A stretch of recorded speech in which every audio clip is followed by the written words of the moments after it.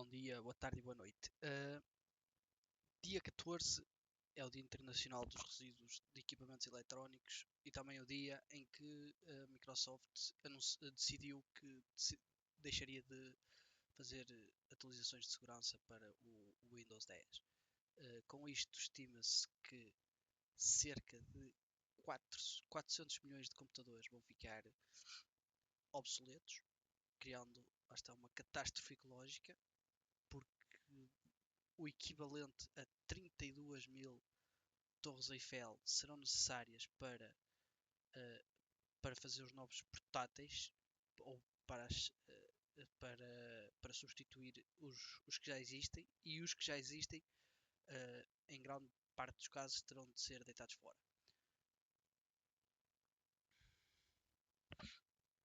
Portanto, com este fim de suporte, restam duas opções a quem ainda usa o Windows 10 e não tem compatibilidade com o Windows 11, que é ou utilizar o computador igual com o Windows 10 e sujeitar-se a ataques, uma vez que vão deixar de ser lançadas atualizações de segurança, ou então comprar um computador novo.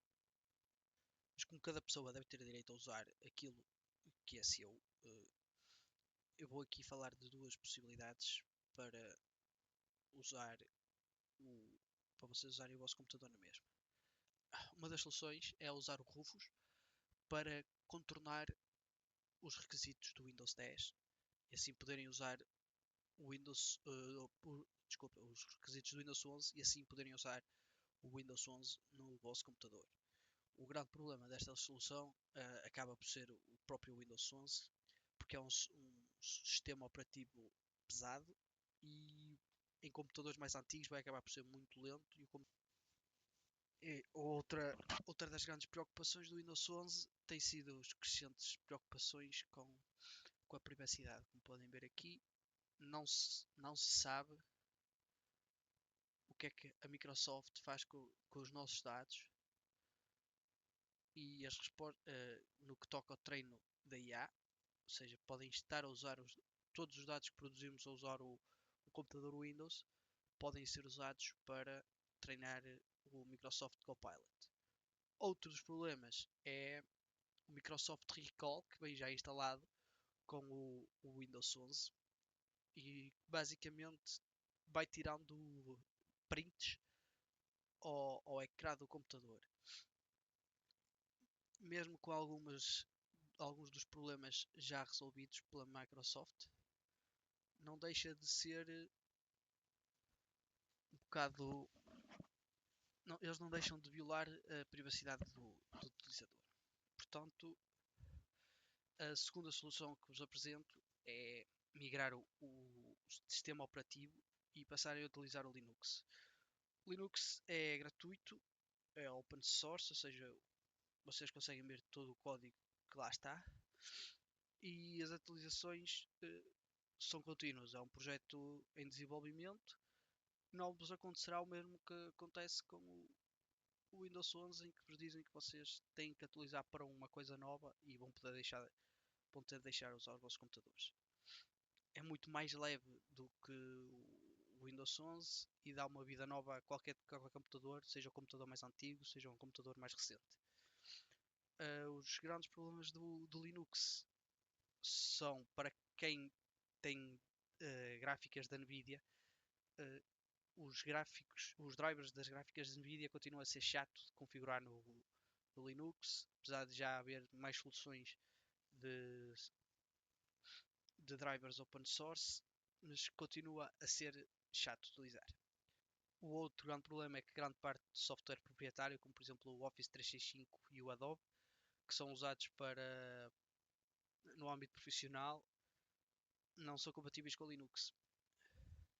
Mas assim, existem algumas alternativas gratuitas, como o LibreOffice, que é uma alternativa ao Office 365 da Microsoft. Mas para utilizar o Linux é preciso instalar uma distribuição Linux. Basicamente, para simplificar, uma distribuição Linux é uma versão do Linux com vários softwares que tentam resolver algumas necessidades. Por exemplo, para utilizadores que têm pouca experiência em utilizar o Linux ou nenhuma, ou e têm menos facilidade em utilizar computadores, recomenda-se o Mint, o Linux Mint e o Pop! OS. Focam-se em ser amigáveis para utilizadores menos experientes. Para desenvolvedores, o Fedora e o Amarchi focam-se em fornecer ferramentas para o desenvolvimento de software. E para a malta que usa o computador mais focado para jogos, o Novara, CatchOS, Basite ou a Batocera para os jogos retro focam-se em fazer otimizações para o jogo, para os jogos serem compatíveis com o Linux e em grande parte dos casos a performance ultrapassa aquela verificada no Windows. O teu PC, assim como tudo aquilo que tu compras, deveria ser teu e devias ter liberdade de usar como quisesses. A mudança para Linux é um passo nessa direção, apesar de ainda haver o problema dos fabricantes, principalmente portáteis, dificultarem a reparação do hardware do computador.